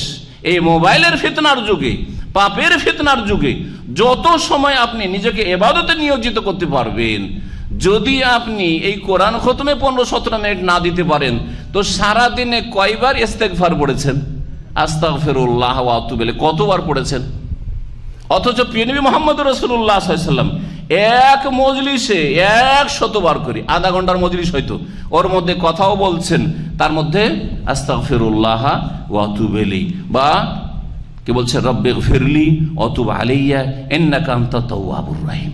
জি, সাহাবায়ে কেরাম বলছেন সারা দিনে নবী মুহাম্মদ রাসূলুল্লাহ সাল্লাল্লাহু আলাইহি ওয়াসাল্লাম 100 বার করে ইস্তেগফার করতেন। আরে আসেন 50 বার তো করতে শিখেন, 10 বার দিয়ে শুরু করেন, যে আজকে আমি এই দিনে গুনে রাখেন, আজকে সারা দিনে 10 বার আস্তাগফিরুল্লাহ ওয়া আতুবু ইলাইহি পড়েছি, তওবা ইস্তেগফার পড়েছি, আগামী কালকে 15-20 করব, তারপরের দিন 30-40 করব, তারপরের দিন 50-60 করব, তারপরের দিন 70-80 করব, তারপরের দিন 100 পুরো করব, নবীর তরিকায় আমি থাকবো, যাতে নবীর সাথে জান্নাত যেতে পারি পিছনে পিছনে। আল্লাহ পাক যেন আমাদের তৌফিক দান করেন। কেন এই ভালো অভ্যাসগুলি করা যায় না? এগুলি হচ্ছে ইবাদতে ইজতিহাদ, মেহনত করা। এই মেহনতগুলি করতে হবে, মনটাকে শুধু ফিরাতে হবে। মনটা কোন দিকে ফিরে গেছে? মোবাইলের দিকে ফিরে গেছে, ফালতু কাজের দিকে ফিরে গেছে, বন্ধুদের সাথে আড্ডা দেওয়ায় ফিরে গেছে, এদিকে সেই টাইম পাস করে ফিরে গেছে। আপনি নেকির কাজে টাইমকে লাগান, আল্লাহ পাক রব্বুল আলামিন আপনার এই নেক আমলে মহাপুরস্কার দেবেন ইনশাআল্লাহ তাআলা। আল্লাহ পাক যেন তৌফিক দান করেন।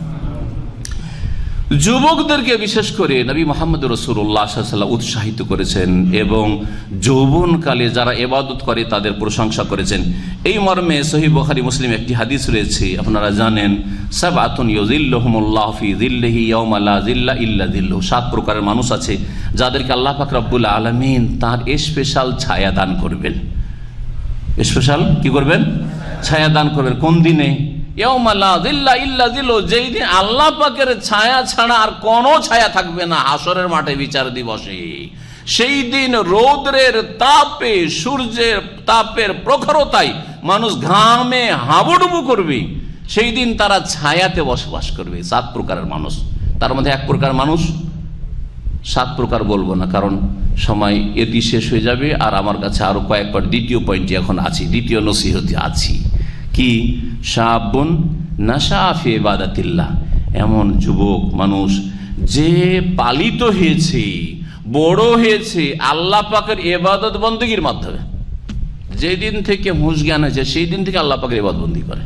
7 বছর বয়স থেকে 5 ওয়াক্ত নামাজ পড়ে, 10 বছর বয়সের পরে নামাজই ছুটেনি, তার বাপ মা এমন সুন্দর করে তালিম তরবিয়ত দিয়েছে।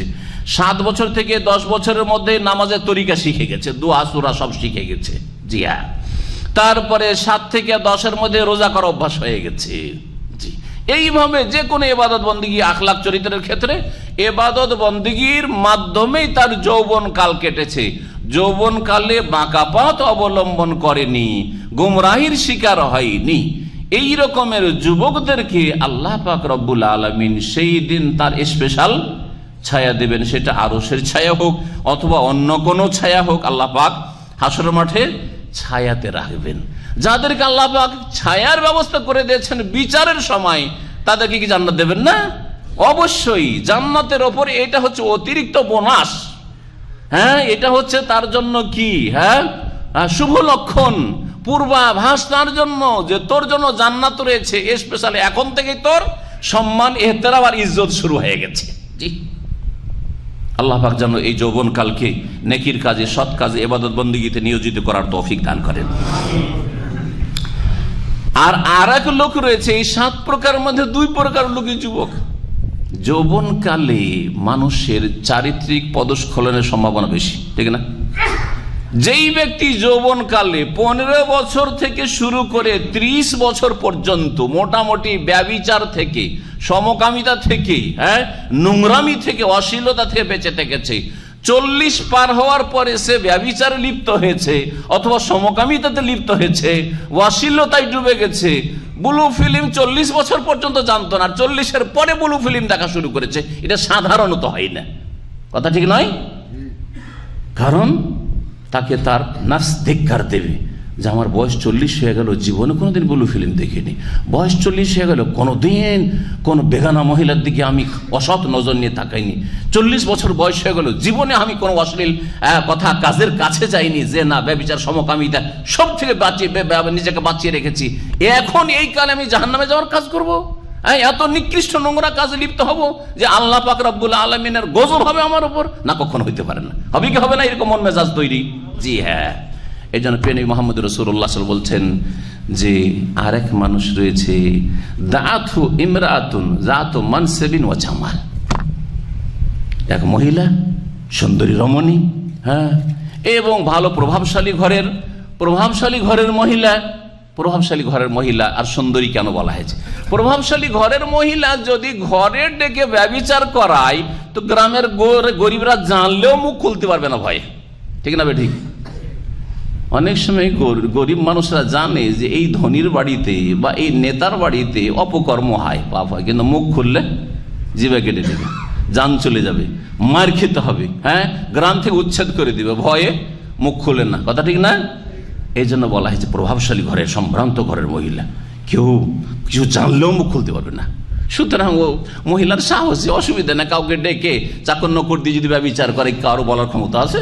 জি, জুলেখার মতো। জুলেখা ইউসুফকে ডাকছে, কারো বলার বাইরের লোকের বলার ক্ষমতা আছে? জি। আর সুন্দরী, কারণ সুন্দরী যখন, তো যুবক সেই দিকে আকৃষ্ট হবে, যুবককে সহজে আকৃষ্ট করতে পারবে। তারপরেও যুবককে যখন, তারপরে অফার, এই নয় যে যুবক চেষ্টা করছে, যুবককে অফার করছে ওই মহিলা যে এসো আমার বাড়িতে, এসো ঘরে আইসো, ডাকছে। এই রকম সুযোগে অধিকাংশ যুবক পাপে ডুবে যায়, ডুবে না?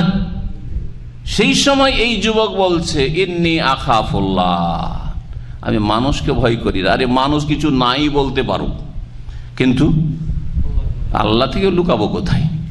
আল্লাহর জমিনের উপরে এই পাপ হবে, আল্লাহর এলেমে এই পাপ হবে, আল্লাহ তো জানবেনি, এবং আল্লাহর ক্ষমতার বাইরে পালাতেও পারবে না। আর মওতের পরে আল্লাহর সামনে হাজির হইতে হবে, আল্লাহ পাকের ফেরেশতা এখানে রেকর্ড করছেন, নোট করছেন, সব তো আল্লাহ জেনেই ফেললেন, আল্লাহ নিজেও জানছেন, আবার ফেরেশতারা রেকর্ডও করছেন। আল্লাহর জমিনে পাপ করলাম, আল্লাহর রিজিক খেয়ে পাপ করলাম, এইটা আমার দ্বারা হতে পারে না। নুন খেয়ে নিমক হারামি করবো, এইটা হইতে পারে। ইন্নী আখাফুল্লাহ, আমি আল্লাহকে ভয় করি। যৌবনকাল, সুতরাং যৌবনকালে যদি আপনি সচ্চরিত্রের মানুষ হইতে পারেন, চরিত্র গঠন করতে পারেন, ইবাদত বন্দেগীতে থাকতে পারেন, তো আশা করি বাকি জীবনটা সুন্দর কাটবে। এই জন্য যারা যৌবনকালে আছেন, আল্লাহ পাক যেন তাদেরকে গুনাহ থেকে বেঁচে থাকার তৌফিক দান করেন।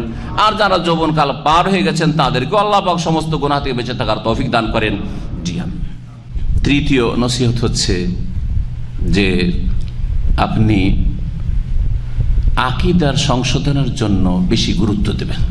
আকীদার সংশোধনটি অত্যন্ত গুরুত্বপূর্ণ বিষয়। ইবাদত বন্দেগী করছেন, অনেকে নামাজ পড়ছেন, অনেকে আছেন আমাদের বাংলা ভাষাভাষী, তারা 5 ওয়াক্ত নামাজ দেশ থেকে হয়তো পড়া অভ্যাস আছে, অথবা এখানে এসে আরো সুন্দর নামাজি হয়ে গেছেন, ওমরা করেছেন, হজ করেছেন, ভাবছেন নামাজ আর ছাড়বো না, নামাজ ধরে নিয়েছেন, কিন্তু আকীদার ক্ষেত্রে তেমন কোনো ভ্রুক্ষেপ নেই। ইসলামী সেন্টারে যদি ডাকা হয় তো অনেক সময় মন মেজাজ এইরকম তৈরি আছে দেশ থেকে, আবার আমি কি শিখবো, আমি তো নামাজ পড়ি, ইসলামী সেন্টারে কি বা শিখাবো, নামাজের কথাই না বলবে। এক শ্রেণীর অল্প জ্ঞানওয়ালা মানুষরা কি বলে, ইসলামী সেন্টারে যাওয়ার দরকারটা কি? শোনা যায় একদিন এক লোক বলছে, শিক্ষিত লোক, জেনারেল শিক্ষিত লোক, ইসলামী সেন্টার আসেন, ইসলামী সেন্টার আসেন, শেখ আলহামদুলিল্লাহ নামাজ পড়ছি। তার মানে কি আমি নামাজ পড়ছি আমার জন্য যথেষ্ট, আমার আর শিখার কোনো প্রয়োজন নেই। জি হ্যাঁ, এই যে মন মেজাজ তৈরি আছে, অথচ এই নামাজের অবস্থায় নামাজ পড়ে কিন্তু বড় শিরকি আকীদা আছে, বিদাতি আকীদা আছে, আল্লাহ সম্পর্কে ভ্রান্ত আকীদা। আল্লাহ সর্বত্র বিরাজমান, হ্যাঁ, আল্লাহ সব জায়গায় সব কিছুতে বিরাজমান। আল্লাহ আরশে আজিমে নন, হ্যাঁ, আল্লাহ সৃষ্টির ঊর্ধ্বে নন। তারপরে আল্লাহ রাব্বুল আলামিনকে পাওয়ার জন্য, ডাকার জন্য ওসিলা ধরতে হয়। গৌস কুতুব ওলি আউলিয়ার ওসিলা ছাড়া সরাসরি কি দোয়া কবুল হয়? ভ্রান্ত আকীদা। আল্লাহ রাব্বুল আলামিন সম্পর্কে ভ্রান্ত আকীদা, যে আল্লাহ রাব্বুল আলামিন ও গৌস কুতুব ওলি আউলিয়াকে বড় বড় ক্ষমতা দিয়ে রেখেছেন, তাদের কাছে চাইলে আল্লাহর কাছ থেকে তারা নিয়ে দেবে। 5 ওয়াক্ত নামাজ পড়ছেন, মনে করছেন জান্নাতে যাওয়ার কাজ করছেন, কিন্তু আপনার ভ্রান্ত বদ আকীদার কারণে, শিরকি বেদাতি আকীদার কারণে এই নামাজগুলি সব কি হয়ে যাচ্ছে? বরবাদ হয়ে যাচ্ছে। লাইন আশরাকতা লা ইয়াহবাতান্না আমালুক। আল্লাহ পাক সকল নবীকে বলেছেন যে হে নবী, যদি শিরিক করো তোমার আমল সব বরবাদ হয়ে যাবে, সব আমল বরবাদ হয়ে যাচ্ছে। কিন্তু ভাবছেন যে আমি মনে হয় খুব জান্নাতে যাওয়ার কাজ করছি না। এই জন্য আকীদার ক্ষেত্রে বলবো যুবক ভাইদেরকে যে আগে আপনার মগজে যেন শিরিক না থাকে, তাওহীদকে বসান, সুন্নত থাকে, বিদাত না থাকে, আল্লাহ সম্পর্কে, রাসূল সাল্লাল্লাহু আলাইহি ওয়াসাল্লাম সম্পর্কে যেন ভ্রান্ত আকীদা না থাকে। রাসূলুল্লাহ সাল্লাল্লাহু আলাইহি ওয়াসাল্লামের ছায়া ছিল না, রাসূলুল্লাহ সাল্লাল্লাহু আলাইহি ওয়াসাল্লাম নূরের তৈরি, রাসূলুল্লাহ সাল্লাল্লাহু আলাইহি ওয়াসাল্লাম হায়াতুন নবী, মারা যাননি, রাসূলের ইন্তেকাল করেছেন, এটা বেয়াদবি কথা হয়ে গেল। এটা ওয়াহাবিরা বলে, আমরা বলি হায়াতুন নবী, অথচ আপনি শিরকি কথা বলছেন। আপনি আল্লাহ আল হাই, হ্যাঁ, চিরঞ্জীব, আর আপনার নবীও হাই, তো পার্থক্যটা কোথায়? তো শিরিক করলেন না আপনি, হ্যাঁ, আল্লাহর সাথে হায়াতে শিরিক করলেন। জি, আল্লাহও মরবেন না আর নবীও মরেননি, পার্থক্য কোথায়? নবীকে শরীক করে দেন আল্লাহ পাক রব্বুল আলামিন। এইরকম বহু ভ্রান্ত আকীদা মুসলিম সমাজে, বিশেষ করে ভারত, বাংলাদেশ, পাকিস্তানে ছড়িয়ে আছে। সুতরাং আকীদার ক্ষেত্রে যতবার হবেন আকীদাটা ঠিক করেন, এটা হচ্ছে আপনার জন্য ভিত। আকীদায় যদি ভেজাল থাকে তাহলে জানবেন যে উজুর পরে আপনার বায়ু নির্গত হয়ে গেল। নামাজ, রোজা, হজ, যাকাত সব ঠিক আছে, বোঝা গেছে না? নামাজ, রোজা, হজ, যাকাত হচ্ছে ইবাদত বন্দেগী, আর তার জন্য পূর্ব শর্ত হচ্ছে তাওহীদ। যেমন নামাজ পড়ার জন্য পূর্ব শর্ত হচ্ছে উজু ঠিক থাকা। উজু করার পরে মসজিদে গিয়ে সিজদার অবস্থায় যদি বায়ু খারিজ হয়ে যায় তো নামাজ হবে? শেষ রাকাতের সিজদাতে একবারে শেষ সিজদা, আর বেশি কিছু বাকি নাই, আত্তাহিয়াতটা বাকি আছে, আর সেই সময় বায়ু নির্গত হইল, নামাজ হবে না? 4 রাকাত নামাজই ক্যান্সেল, বাতিল, তাই না? ওই রকমই 80 বছর বাঁচলেন আর 80 বছরে 1 ওয়াক্ত নামাজ ছাড়েননি, সুন্নত নফল কিছুই ছাড়েননি, বেতর ছাড়েননি, তাহাজ্জুদ ছাড়েননি, ইশরাক, সালাতুল জাস্তের নামাজও ছাড়েননি, এত নামাজ পড়ে কিন্তু শিরক আছে যে যা দিয়ে আপনার ইসলামের বায়ু নির্গত হয়ে গেল, যার ফলে আপনার ঈমান নষ্ট হয়ে গেল, উযু ভঙ্গ হওয়ার মতো ঈমান নষ্ট হয়ে গেল। লাইন আশরাকতা লা ইয়াহবাতান্না আমালুকা, সমস্ত আমল ধ্বংস হয়ে গেল। ওয়ালা তাকুনান্না মিনাল খাসিরিন, সুতরাং তুমি ক্ষতিগ্রস্তরা, যারা জাহান্নামী তারাই ক্ষতিগ্রস্ত, তাদের দলে শামিল হয়ে যাবে। আকীদার গুরুত্ব দেবেন। নবী মুহাম্মদ রাসূলুল্লাহ সাল্লাল্লাহু আলাইহি ওয়াসাল্লাম যখন মুআয বিন জাবাল রাদিয়াল্লাহু তাআলা আনহুকে পাঠিয়েছিলেন দ্বীনের দাওয়াত দেওয়ার জন্য এবং গভর্নর করে, দায়িত্বশীল করে ইয়ামান দেশে, তখন তাকে কয়েকটা নসিহত করেছিলেন। প্রথম নসিহত ছিল কি? আউয়ালা মা তাদউহুম ইলাইহি শাহাদাতু আল্লা ইলাহা ইল্লাল্লাহ। সর্বপ্রথম যেই বিষয়টির জন্য মানুষকে দাওয়াত দেবে, আহ্বান করবে, শিক্ষা দেবে, সেটা হচ্ছে তাওহীদের দাওয়াত, লা ইলাহা ইল্লাল্লাহর দাওয়াত। অন্য রিওয়ায়াতে রয়েছে আইয়াহিদুল্লাহ, আল্লাহর ওয়াহদানিয়ত, একত্বের দাওয়াত দেবে, একত্বের তাওহীদের দাওয়াত দিতে হবে। আগে নামাজ পড়াবে এই কথা বলেননি, আগে যাকাত নেবে, পয়সার দরকার, অর্থনীতিকে মজবুত করতে হবে, আমাদের অর্থনৈতিক অবস্থা দুর্বল হয়ে আছে, পয়সার প্রয়োজন রয়েছে, দেশ পরিচালনা সব করেন নাই।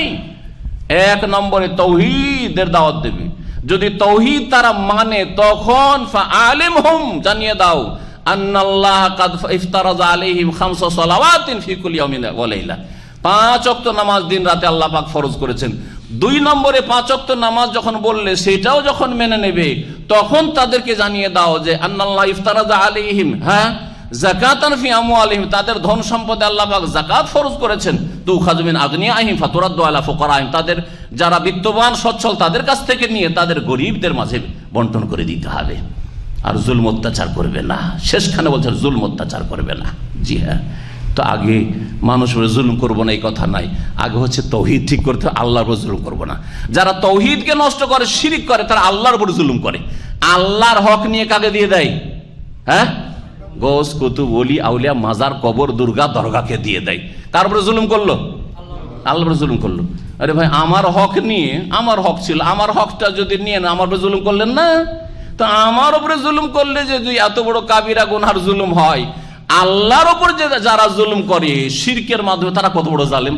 এই জন্যই তো ইন্না শিরকা লাযুলমুন আযীম, আল্লাহ বলেছেন শিরক হচ্ছে সবচেয়ে বড় জুলম, সবচেয়ে বড় জুলম। আল্লাহর উপর জুলুম করলেন আপনি, জালেম আপনি, আল্লাহকে আপনি মাজলুম বানিয়েছেন, আপনি আল্লাহর হক কেড়ে নিয়েছেন, আল্লাহর হককে নষ্ট করেছেন, আপনি কত বড় অপরাধী। আপনি রাসূলের হক নষ্ট করেছেন বিদআত করে, সুতরাং বিদআত করবেন না। যারা বিদআত করে তারা রাসূলুল্লাহ সাল্লাল্লাহু আলাইহি ওয়াসাল্লামের হককে নষ্ট করেছে। সাধারণ মানুষের উপর জুলুম করেনি, কার উপর জুলুম করেছে? মুহাম্মদ রাসূলুল্লাহ সাল্লাল্লাহু আলাইহি ওয়াসাল্লামের উপর জুলুম করেছে। মুহাম্মদ রাসূলুল্লাহ সামনে আপনি মুরব্বিকে পীর সাহেবকে রেখে দিলেন, আমাদের হুজুর কিবলা কি বলেছে, তাহলে রাসূলুল্লাহ সাল্লাল্লাহু আলাইহি ওয়াসাল্লামের হক কেড়ে নিয়ে আপনার হুজুর কিবলাকে দিয়ে দিলেন আপনি। এইরকম অপরাধ করবেন। আকীদার পরিশুদ্ধি অত্যন্ত জরুরি। তিন নম্বর হয়ে গেল। তাহলে আকীদার গুরুত্ব দেবেন যুবক ভাইরা, আকীদার সংশোধন করে অন্তত সৌদি আরব থেকে যাবেন, কিছু নিয়ে যেতে পারেন না পারেন, আল্লাহ পাক বরকত দেবেন আকীদার বদৌলতে। সৌদি আরবে যেইটুকু বরকত আছে মরুভূমির দেশে, মনে রাখবেন তৌহিদ আর সহিহ আকীদার ভিত্তিতে আল্লাহ বরকত দান করেছেন।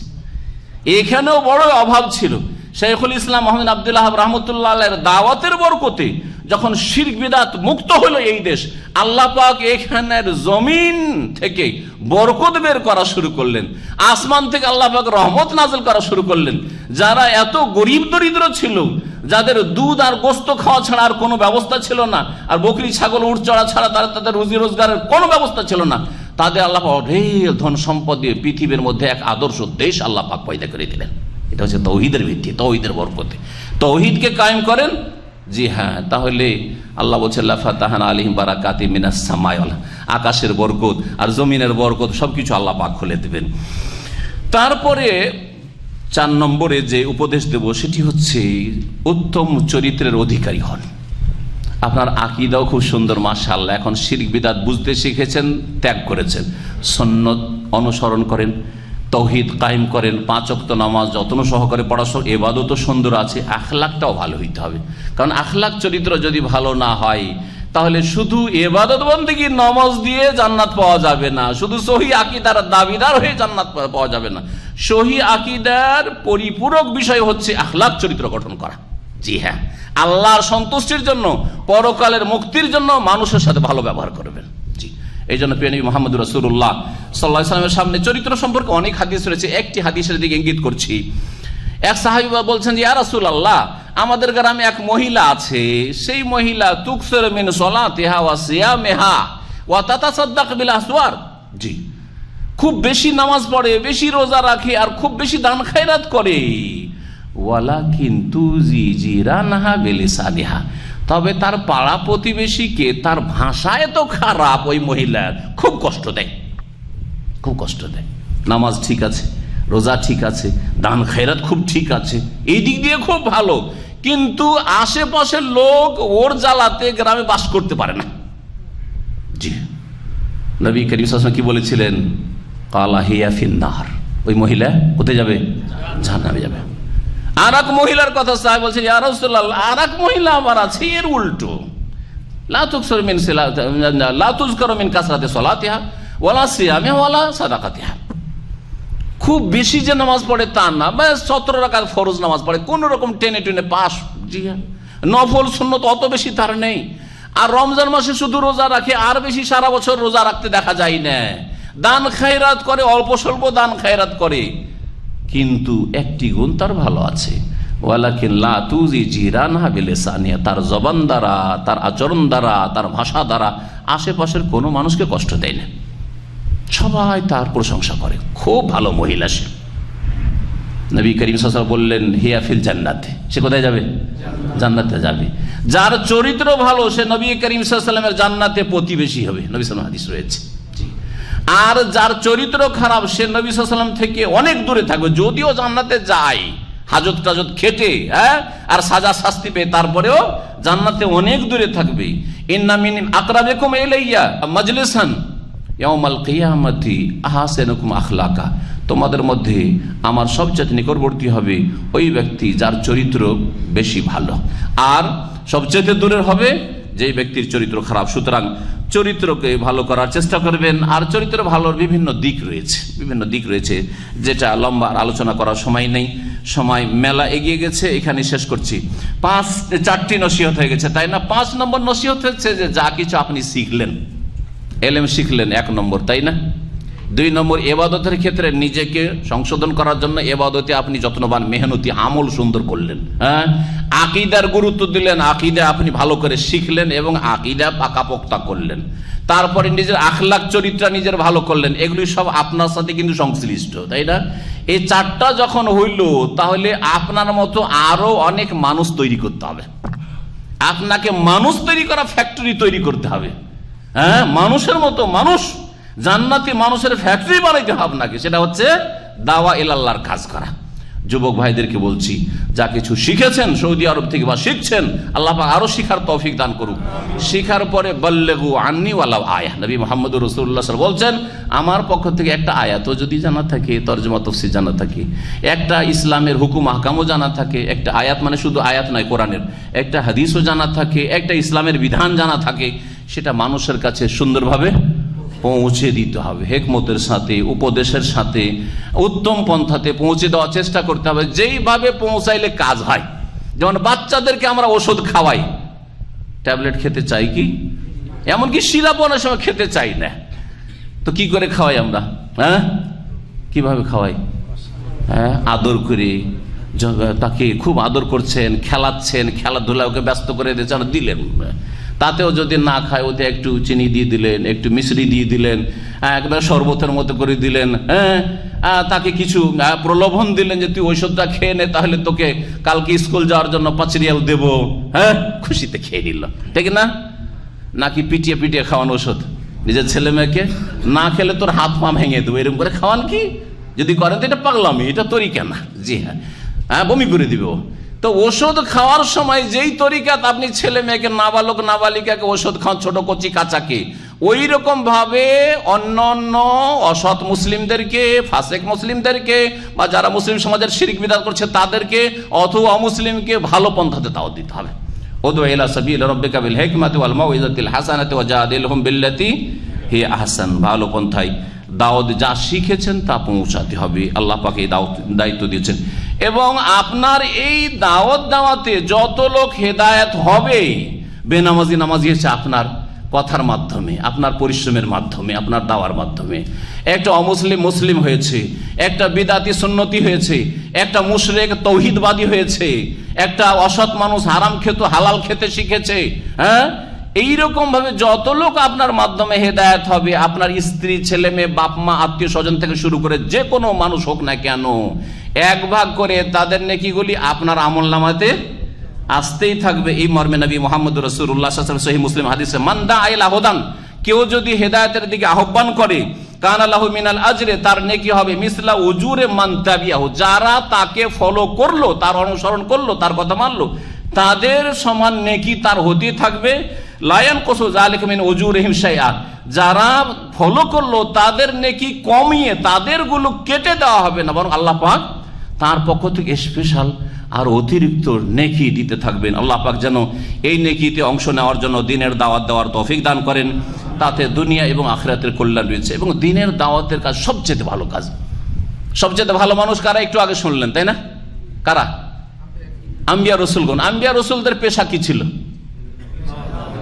ডাক্তার ছিলেন, ইঞ্জিনিয়ার ছিলেন, হ্যাঁ, তারা কার্পেন্টার ছিলেন, মেকানিক ছিলেন, তারা কি ছিলেন? সবাই দাঈ ইলাল্লাহ ছিলেন। তাদের পেশায় কি ছিল? কুল হাযিহি সাবিলি আদউ ইলাল্লাহ, দাওয়া ইলাল্লাহর কাজ করা।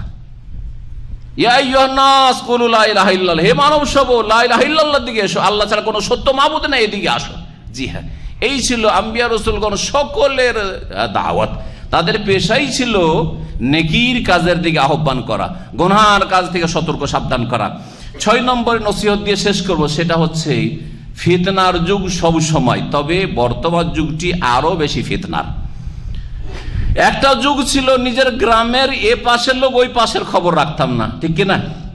বরং বাড়ির বাইরে আপনার ছেলে আছে, খবরই রাখেন না যে কোথায় যে আমার ছেলেটা আছে না আছে। হ্যাঁ, আর এখন কোথায় আছে, কত মিনিট আর লাগবে, কতখানি এগিয়ে আসলো, হ্যাঁ, সবকিছু জানতে পারছেন না পারছেন না? হ্যাঁ, ছবিতে দেখতে পাচ্ছেন, এই যে দেখছেন না আমি অমুক বিল্ডিং এর সামনে দাঁড়িয়ে আছি, দেখাচ্ছেন না? সুবহানাল্লাহ। পৃথিবী নেটের মাধ্যমে মানুষের মুঠের মধ্যে চলে এসে এই বিশাল পৃথিবী মানুষ কি করেছে, নিজের মুষ্টিতে নিয়ে এনেছে, হাতের তলাতে। তাহলে দুনিয়ার যত কি রয়েছে, ফিতনা রয়েছে।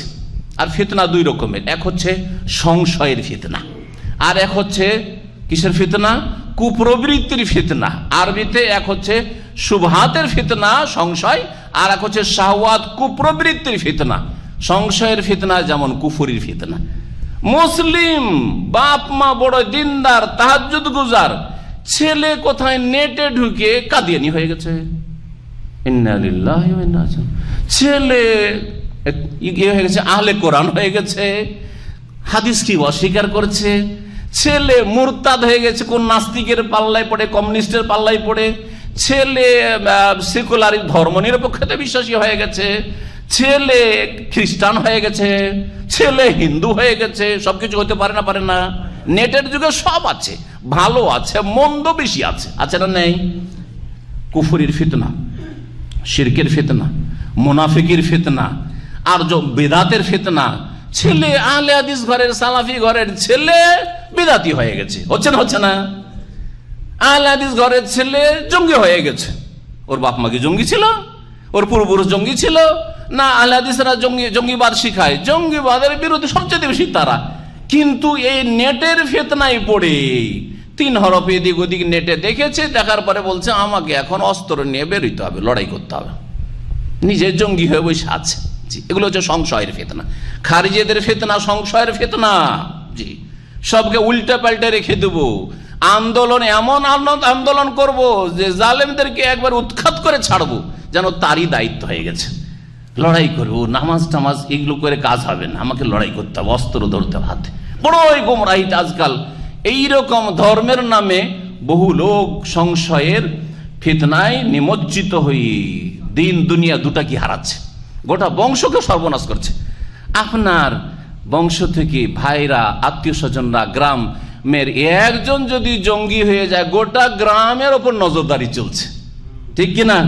বালা মুসিবতে ফেলে দিয়েছে গ্রামবাসী, গোটা বংশ পিছনে উঠে পড়ে লেগে গেছে, হচ্ছে না?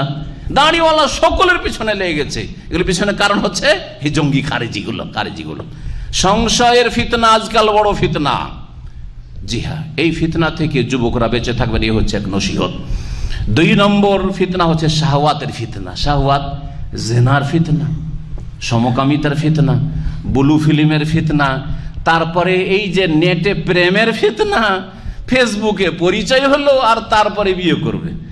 এক লোক পরিবার নিয়ে মদিনায় থাকে, আর তার ছেলে নেটে পরিচয় হয়ে গেছে এক মেয়ের সাথে, যে ব্রাজিল কোথায় কোন দেশে থাকে, ওই আমেরিকার আশেপাশে একটা দেশে। এখন ও কি বিয়ে করবে? আর এক লোক এখানে, সে বিবাহিত মানুষ, কয়েক বছর আগের ঘটনা, দাম্মামে থাকে, আমাকে এসে বলছে যে শেখ আমি অস্ট্রেলিয়ায় বিয়ে করব। তা আমি বললাম যে অস্ট্রেলিয়ায় বিয়ে করবেন কেন, আপনার বিবি বাচ্চা নেই? বলছে আমার স্ত্রী আছে, একটা মেয়ে আছে, বিয়ে কেন করবেন? সে বিয়ে তো করা যাবে। হ্যাঁ করা যাবে, মশলা আপনার চেয়ে বেশি আমি জানি। হ্যাঁ, যে একটা না 4টা করা যাবে এটা জানা আছে, কিন্তু তার জন্য কিছু শর্ত আছে, ইনসাফ করতে হবে, গায়ে শক্তি থাকতে হবে, পয়সার শক্তি থাকতে হবে, আল্লাহর ভয় থাকতে হবে। হ্যাঁ, তো আপনার আল্লাহর ভয় বলছেন আমি করবো, এইটাকে রাখবো না। তারপরে বলে ওঠে যে এটাকে রাখবো না, আগেরটাকে রাখবো না। কেন রাখবে না? একটা সংসার তো আমরা সহজে ভাঙতে বলবো না, তাই না? এটা অসৎ পরামর্শ। কেন? বলছি এই মহিলা ভালো না। তা বললাম কোথায় বিয়ে করছেন? অস্ট্রেলিয়া। বলছি কি মুসলিম পরিবারে? বলছেন না, সে অমুসলিম ছিল, বয়স কত? 25 না 30। এমন 30 বছর পর্যন্ত কুফুরের অবস্থায় থাকলো, আজকে আপনার প্রেমের জালে ফেসেছে, সে হয়ে গেল সতী। আপনার মুসলিম পরিবারের একটা মেয়ে আজকে অসতী হয়ে গেল আপনার কাছে, যাকে দেখতে না পারি তার চলন বাঁকা। হ্যাঁ, সারা জীবন পাপে ডুবে থাকলো, অবাধ মেলামেশা, সেই মেয়েটা আপনার চয়েস হয়ে গেল এই কিসের ফিতনায়? নেটের ফিতনায়, শাহওয়াতের ফিতনায়। এই ফিতনা থেকে আপনাকে বাঁচিয়ে রাখতে হবে। ঘন্টার পর ঘন্টা ফেসবুক দেখতে ভালো লাগছে, ক্লান্তি লাগছে না কেন? কারণ সুন্দর সুন্দর মহিলা দেখতে পাচ্ছেন, টাইম পাস হয়ে যাচ্ছে। হ্যাঁ, ওর মধ্যে যদি আরো কিছু এর চাইতে খারাপ থাকে টাইম যে কখন রাত 10টা থেকে 12টা 1টা হয়ে গেছে, আরে বাপরে বাপ। দেখা যাচ্ছে এক লোক রাত 2টো 2:30 3টে ফেসবুক কখন বন্ধ করেছে বা নেট কখন বন্ধ করেছে, তার মোবাইলের রিপোর্ট আসছে যে রাত 2:30 3টে বন্ধ করেছে। 2:30 3টায় যদি সে মোবাইলই বন্ধ করে, নেট বন্ধ করে, তাহলে ঘুমাবে কখন? আর সকালবেলা তার ফরজ ডিউটি বা কেমন করে করবে? ছেলে মেয়েদের হকই বা কি করে আদায় করবে? বাপ মারি বা কি করে হক আদায় করবে? আর কাজেরই বা কি করে হক আদায় খেয়ানত করবে? ডিউটিতে গিয়ে ঘুমাবে। হ্যাঁ, আল্লাহর হক নষ্ট ফজর, আর মানুষের হক নষ্ট করবে। এই যে ফিতনা, এই ফিতনার যুগে সমস্ত রকমের ফিতনা থেকে বললাম, সংশয়ের ফিতনা ইঙ্গিত করলাম যে কি কি ফিতনা হতে পারে। শাহওয়াতের ফিতনাতে বাঁচিয়ে রাখবেন, নাস্তিকতার ফিতনা থেকে বাঁচিয়ে রাখবেন। আজকাল মুসলিম সমাজে দুটো বড় ফিতনা। যারা দুনিয়া শিখতে যাচ্ছে তারা অধিকাংশ ছেলেরা বেদিন নাস্তিক হয়ে যাচ্ছে, বড় ফিতনা। কুফুরের অবস্থায় মরবে, সব জাহান্নামে যাবে। আর যারা ধর্মের দিকে যাচ্ছে তাদের একটা অংশ 3 হরফ পড়ে বড় মুফতি সেজে যাচ্ছে, আর নিজের হাতে আইন কানুন নিয়ে জঙ্গি হতে যাচ্ছে। এটা আর এক বড় ফিতনা। আপনাকে 2 ফিতনা থেকে বাঁচাইতে হবে। এই বলে আমার কথা শেষ করব। এক হচ্ছে নাস্তিকতা আর ধর্মনিরপেক্ষতা, এই গুমরাহি বেদিনী বিধর্মিতা, এর ফিতনা থেকে। বেনামাজি আপনার ছেলে মেয়েরা বেনামাজি হতে যাচ্ছে, বেহায়া বেপর্দা হতে যাচ্ছে, অবাধ মেলামেশায় ডুবে যাচ্ছে, কাফেরদের সভ্যতা তারা নিজের ঘরে মুসলিম সমাজে নিয়ে আসছে। এই গুমরাহি থেকে ছেলে মেয়েদেরকে বাঁচাতে হবে, আপনাকে নিজেকে বাঁচাতে, যুবককে বাঁচাতে হবে। আর এক ফিতনা হচ্ছে যে দিন শিখতে যে আর এক গর্তে আছাড় খেয়ে পড়ছে, খারেজিদের গর্তে, জঙ্গিদের গর্তে, টেররিস্টদের গর্তে গিয়ে আছাড় খেয়ে পড়ছে। আর তারা কেলাব আহলিন্নার জাহান্নামের কুকুর সাজছে। নবী করিম সাল্লাল্লাহু আলাইহি ওয়াসাল্লাম বলেছেন এরাও জাহান্নামে যাবে। এই 2 জাহান্নামে যাওয়া গুমরাহদের রাস্তা থেকে আপনাকে নিজেকে বাঁচাইতে হবে, আপনার ছেলে মেয়েদেরকে বাঁচাইতে হবে। ছেলেকে তৌহিদবাদী মুসলিম করতে হবে, রসুলের সুন্নতের অনুসারী বানাইতে হবে, 5 ওয়াক্ত নামাজি বানাইতে হবে, ফরজ অজেবের হেফাজতকারী বানাইতে হবে, হারাম নাজায়েজকে চেনে এবং হারাম নাজায়েজ থেকে যেন বাঁচতে পারে ছেলে মেয়ে, ওই রকম ছেলে মেয়ে আপনাকে তৈরি করতে হবে। আপনার মেয়েরা যাতে করে পর্দা বুঝে যে পর্দা কি জিনিস, পর্দা দিয়ে সম্মানিত করা হয়েছে নারীদেরকে, এই কথা আপনাকে শেখাইতে হবে এবং এইভাবে তরবিয়ত করতে হবে। আল্লাহ পাক আমাদের ছেলে মেয়েদেরকে, আমাদের মুসলিম সমাজকে সমস্ত রকমের ফিতনা থেকে বেঁচে থাকার যেন তৌফিক দান করেন। ওয়া সাল্লাল্লাহু ওয়া সাল্লাম আলা নবিয়িনা মুহাম্মদ ওয়া আলা আলিহি ওয়া সাহবিহি আজমাইন।